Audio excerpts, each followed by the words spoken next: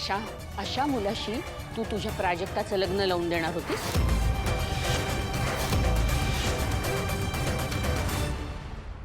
या दोघी मुलींचं म्हणणं ऐकूनही घेतलं नाहीत तुम्ही.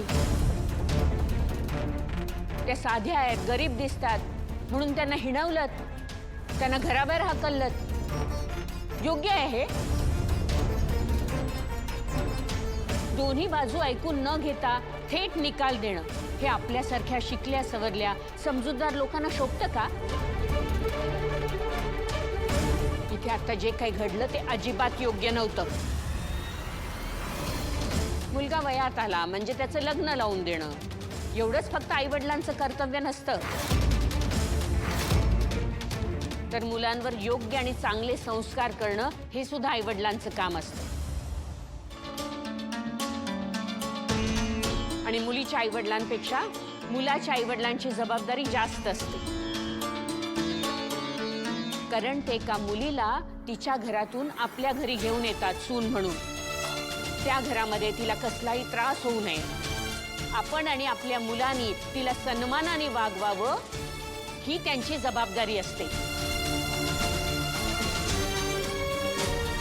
रागिणी, कुठलाही निर्णय घेण्यापूर्वी हे कधीच विसरू नकोस की तू महाजन घरची सून आहेस.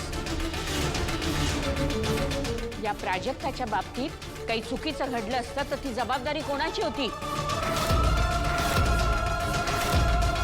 यापुढे कुठलाही निर्णय घेताना शांतपणे 100 वेळा विचार कर. आणि जी जबाबदारी झेपणार नसेल ती उचलायला जाऊ नये माणसानी.